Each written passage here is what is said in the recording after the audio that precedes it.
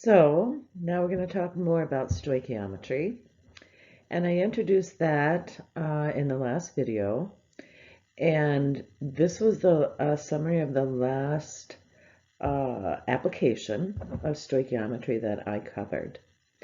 And just to remind you that this can be applied to balanced equations, and it allows us to go from reactants to products, reactants to reactants, products to products, so forth in grams or moles. So again, this is a schematic overview of that process where we can go from grams of A to moles of A, moles of A to moles of B to grams of B. These transitions require molar mass of those individual compounds, and the conversion from moles of one compound to another require the coefficients from the balanced equation, or that stoichiometric relationship. So what we need, first of all, is a balanced equation, and we need also to be able to convert quantities of known substances into moles, and we do that using molar mass. Then again, we use those coefficients in the balanced equation to convert from one substance to the other, and then we can convert moles to grams if we're asked to do that as well. So, why do we care about that? This is why we care.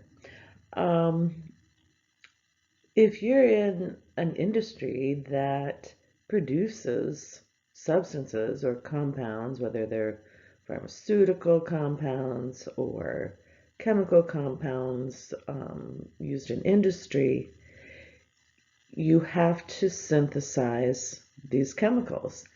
And there are aspects of these reactions that are limiting. And so we're going to look at limiting reagents first. And a limiting reagent gets or is completely consumed in a reaction. There's none left. So one reactant is limiting, one reactant is in excess. And if we look at the diagram here, where we have NO molecules and O2 molecules compared to what after the reaction has completed, we don't see any loose NO molecules. However, we do have excess O2 molecules. So in this particular reaction, NO limits the amount of product, which is NO2, that can be made. And O2 is the excess reagent. Now, there's another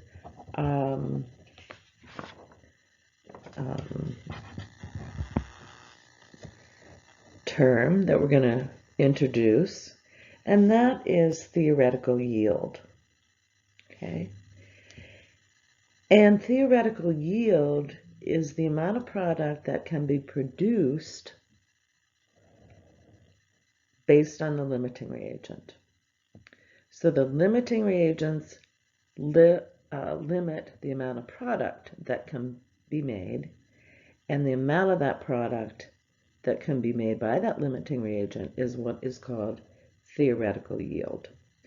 And we're going to look at that on the next slide.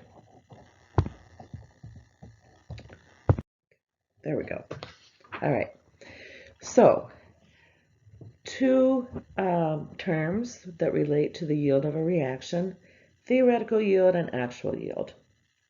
So theoretical yield is the amount of the product that would result if all of the limiting reagent was used up or reacted. actual yield is the amount of product you get from that reaction. And this amount, the actual yield, should always be less than the theoretical yield. Reactions rarely, if ever, go to completion. And another way we can evaluate the extent to which this reaction proceeded or completed is percent yield. And to calculate percent yield, we divide actual yield by theoretical yield and multiply that by 100. Okay? So now we're going to work through some of these. So I'm going to write a process down here. So to calculate theoretical yield, we are going to calculate the amount of product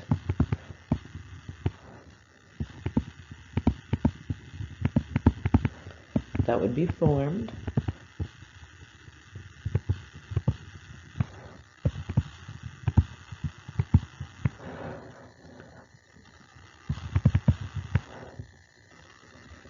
if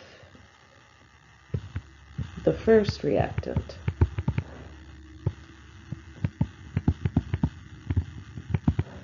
is used up completely.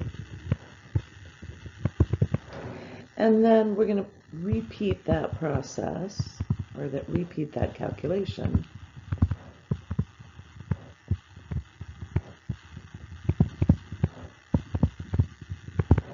for the second reactant.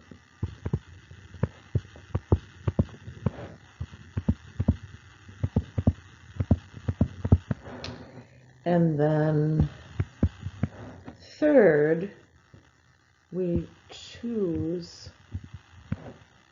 or identify the smaller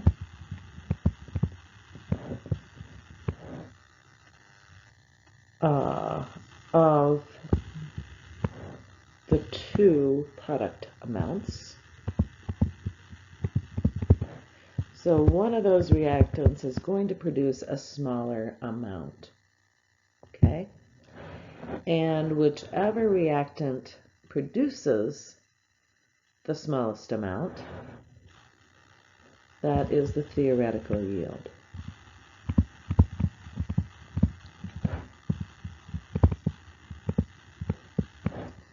Smallest amount of product. Okay?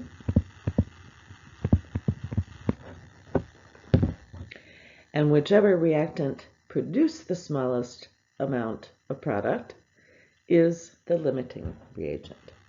So the limiting reagent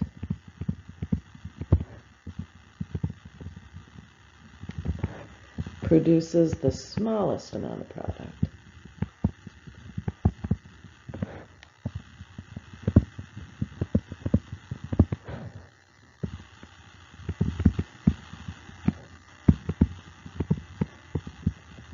And we are going to apply that process to an equation or a chemical reaction. So remember, the first thing you need is a balanced equation. And we are working with a combustion reaction where the products are CO2 and water.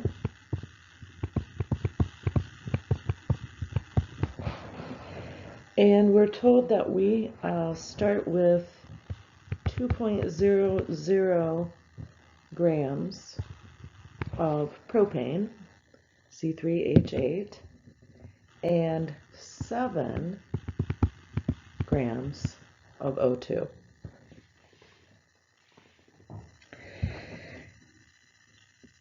And we are asked, what is the theoretical yield? and I abbreviate theoretical yield TY. And this specifically asks for the theoretical yield of CO2 in grams.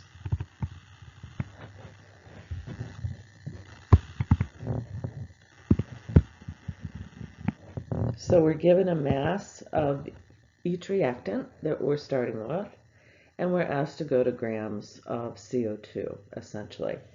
And so if you remember that generic setup, it is grams of A, a process, to moles of A, to moles of B, B, to grams of B. So that's what we have to do first. And then whichever reactant produces the smallest mass of B will be the limiting reagent, and that will be the theoretical yield. Now I want to point out one thing before we start. You cannot look at the masses and the balanced equation and predict which reactant is limiting. You have to do the calculation. So we do the same calculation for each reactant. So for C3H8, sorry, I forgot to turn my email notifications off. We start with 2 grams of C3H8, and we want to convert that to moles. So we need the molar mass. And the molar mass for propane is 44.10 grams to 1 mole. And now I want to convert from propane to moles of propane to moles of CO2. And here's where I need the stoichiometry from the balanced equation. And from the equation, 1 mole of C3H8 is equivalent to 3 moles of CO2. So now we've gone from grams of propane to moles of propane to moles of CO2. And now I need the molar mass of CO2 to convert to the mass of CO2. And the molar mass of CO2 is very close in mass to the mass of propane, actually. When I do that math, when 2 grams of propane reacts with molecular oxygen, it produces 5.99 grams of CO2. Now I have to do the same calculation for molecular oxygen. And we're starting with 7 grams of O2. Remember, this is a molecular compound. So when we come up with our molar mass, we have to multiply the mass of oxygen by 2. So molecular oxygen has a mass of 32 grams per 1 mole. Obtain my molar relationship between O2 and CO2 from the balanced equation.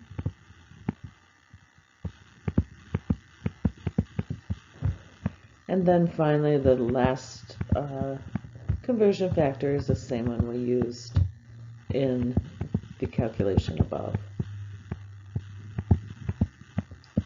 because we convert both our reactants to the mass of CO2 produced. And this mass is 5.78 grams of CO2. So the smallest mass is the 5.78 grams. So that means that our limiting reagent,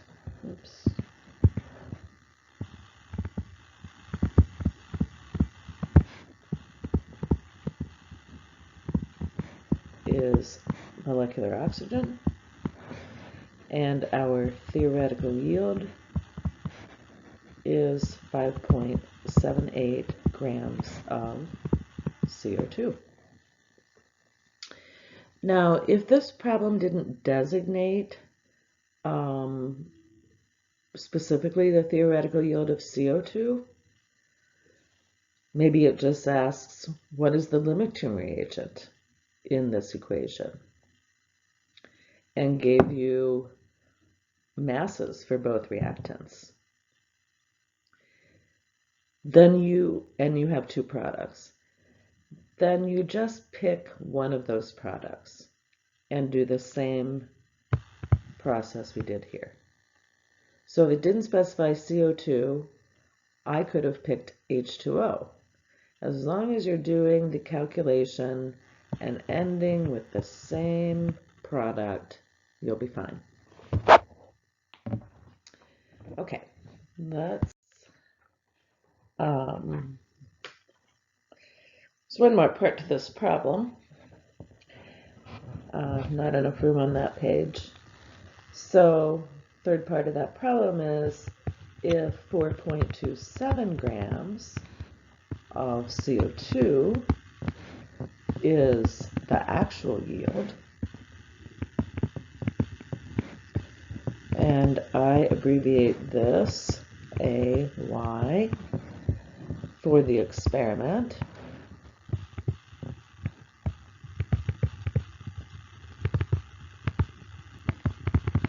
what is the percent yield?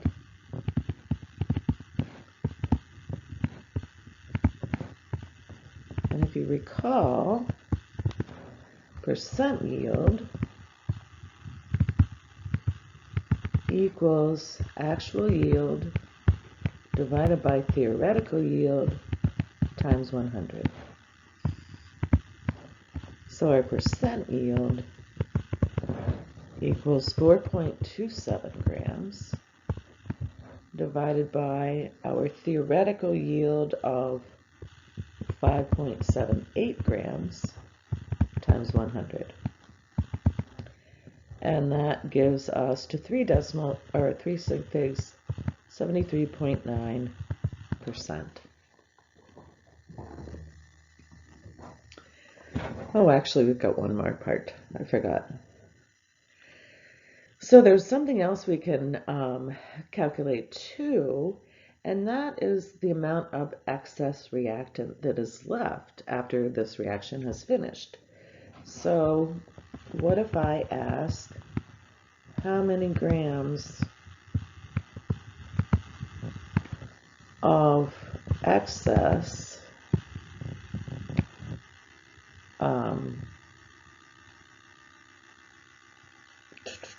propane remain after the O2 is used up. So it's reacted completely.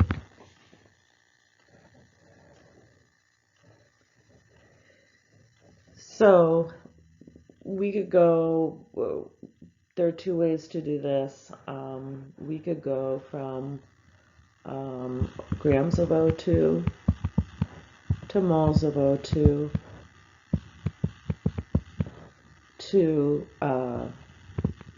moles of propane,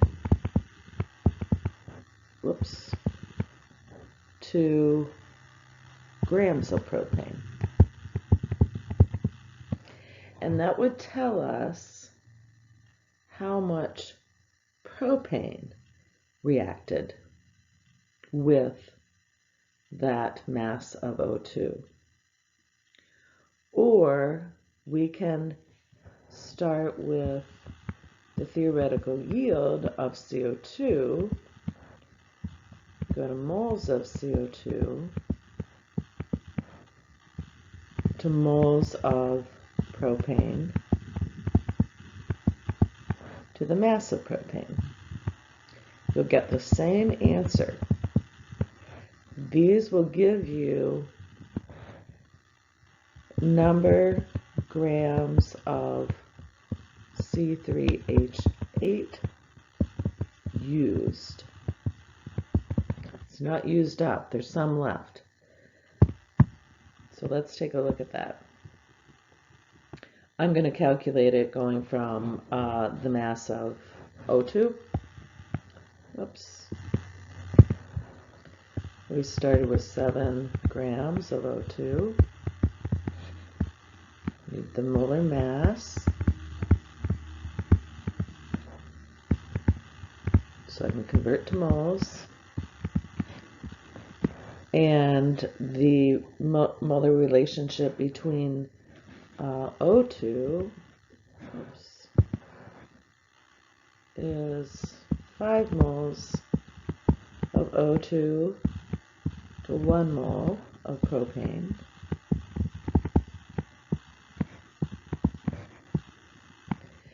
And now we need the molar mass of propane.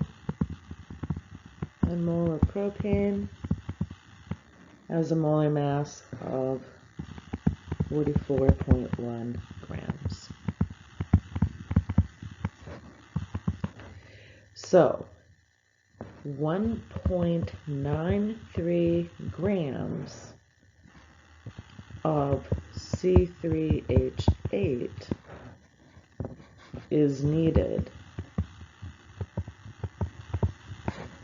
or used to react with the 7 grams of O2. But the question here is, how much excess remains?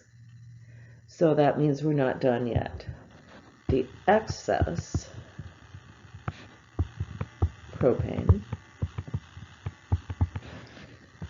is given by subtracting that mass used from the mass that we started with. And there isn't much left, but there is some left.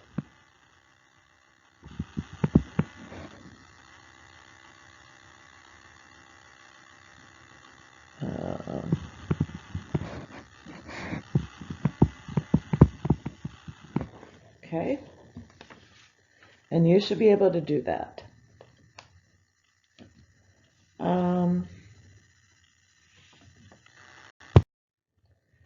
Let's try this one.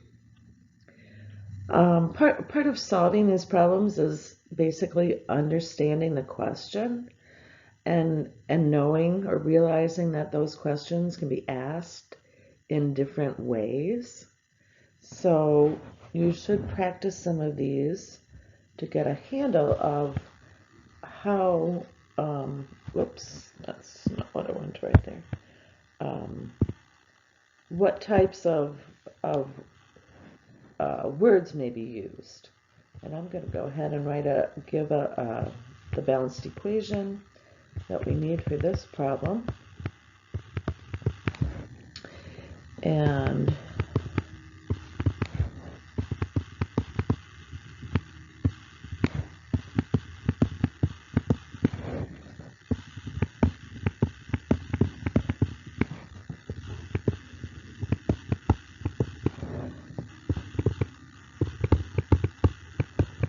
what kind of reaction is this?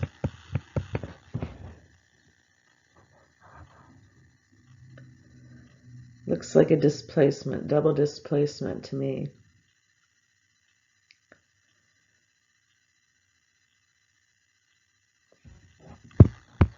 Anyway, get back to the question here at hand. And this is part A. Actually, yeah, part A. So if 24 grams of ethanol, which is what that is added to 59 grams, Shadow's barking again, of PBr3,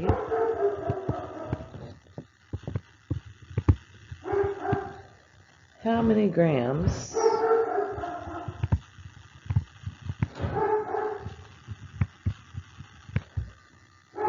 of C2H5Br will be formed.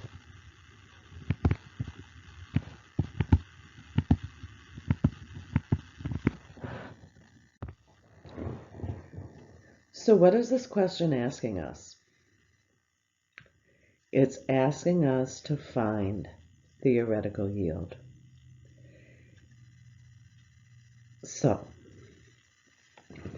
same process as we went through before. I'm going to start with each reactant, convert them to grams of C2H5Br, identify the limiting reagent, again, which produces the smallest amount of product, and that will be our theoretical yield.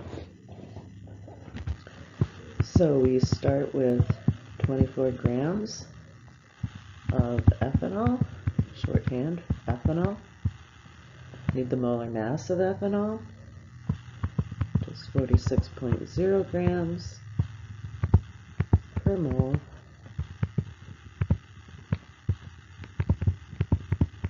And then I need the stoichiometry from the balanced equation, 3 moles of ethanol to 3 moles of C2H5Br. Now I want to point out something. This is a 1-to-1 ratio. That's fine.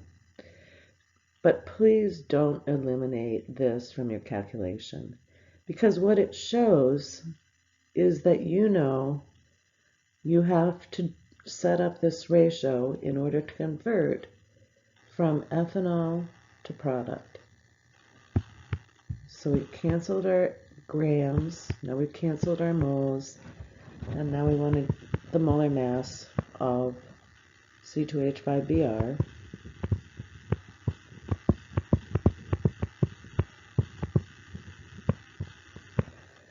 which is 109.0 grams.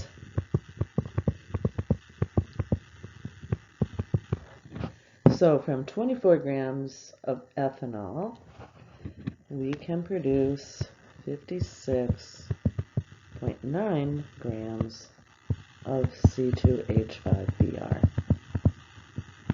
Now I do the same calculation, starting with PBr3.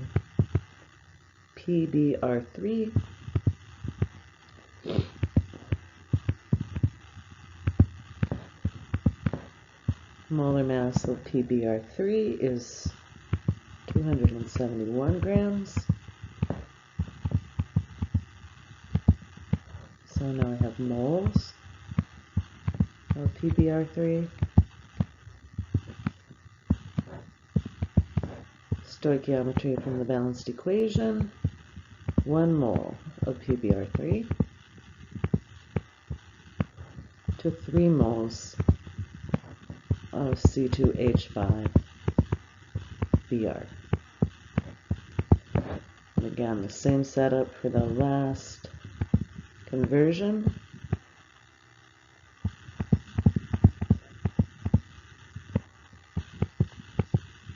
Molar mass of C2H5Br. And that gives us 71.2 grams of C2H5Br. So ethanol produces the smallest amount of product, so it is the limiting reagent.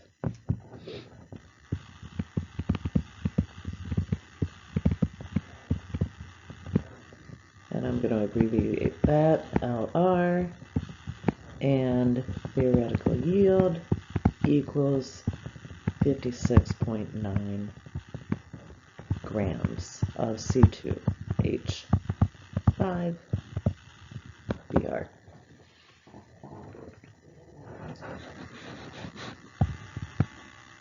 Oops.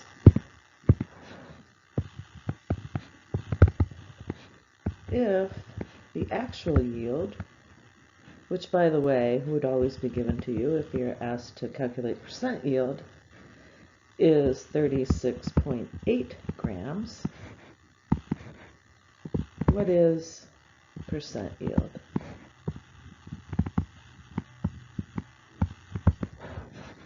So percent yield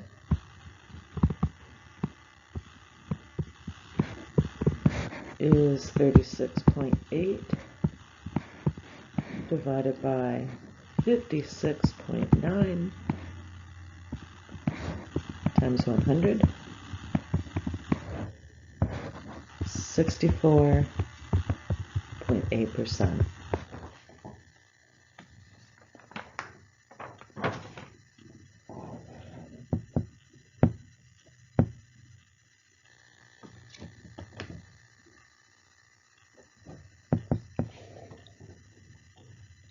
So, examples of calculating theoretical yield.